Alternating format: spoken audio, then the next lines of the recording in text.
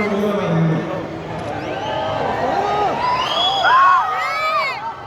Thank you so much. ഈ cinema എനിക്ക് ഞാൻ ഭയങ്കര കൺവിൻസ്ഡായിട്ടുള്ള ഈ സിനിമയാണ്. എനിക്കിതിൻ്റെ കവലയായിട്ടുള്ളത് ഈ സിനിമ ചെയ്യുന്നതോ അത് ഞാൻ ഭയങ്കര എക്സൈറ്റഡായിരുന്നു. ഈ സിനിമ ചെയ്തു തുടങ്ങിയപ്പോഴാണ് ഭയങ്കര രസമുള്ള സുഹൃത്തുക്കളുണ്ട്, നല്ല രസമുള്ള സിനിമ ചെയ്ത ആ ഒരു സമയത്താണ് സൗണ്ടില്ലേ സോറി വീണ്ടും.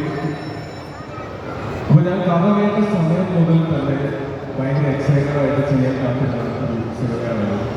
ചെയ്തു തുടങ്ങിയപ്പോഴാണ് ഒരു കൂട്ടം നല്ല സുഹൃത്തുക്കളുടെ കൂടെ, നേരത്തെ സുഹൃത്തുക്കളായിരുന്നവരോട് പുതിയ സുഹൃത്തുക്കളെ കേട്ടിട്ടുണ്ട്, അങ്ങനെ കുറച്ച് പേരുടെ കൂടെ ഭയങ്കര സന്തോഷത്തോടെ ആസ്വദിച്ച് ചെയ്ത ഒരു സിനിമയാണ്. എനിക്ക് മനസ്സിന് നേരെ പ്രിയപ്പെട്ട ഒരു സിനിമയാണ്.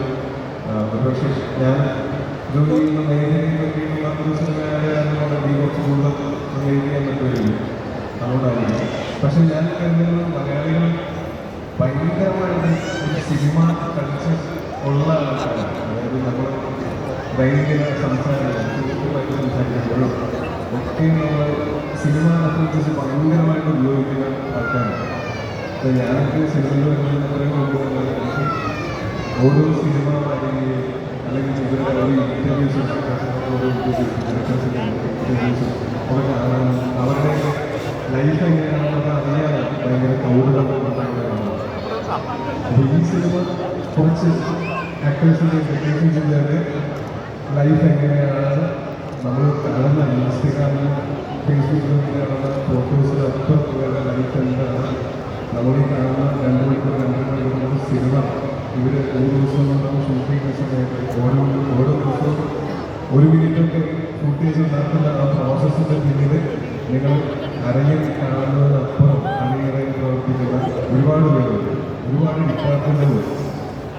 അവരുടെയൊക്കെ ഒരു റെപ്രസെൻറ്റേഷൻസ് നിങ്ങൾക്ക് കാണാൻ പറ്റും, എങ്ങനെയാണ് ഈ പ്രോസസ്സ് നടക്കുന്നതിൻ്റെ ചെറിയൊരു ഐഡിയയിലേക്ക്. ഒപ്പം ഈ ട്രെയിലറിലും ടീച്ചറിലും പാട്ടുകളൊക്കെ കാണുന്ന പോലെ അടിച്ചുപൊളിപ്പണം തന്നെയാണ്.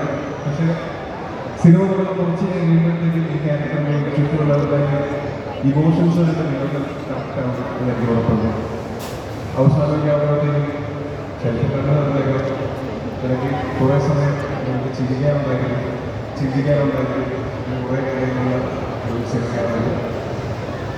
ഞങ്ങളെന്തൊക്കെ ഈ സിനിമയെ പറ്റി പറഞ്ഞ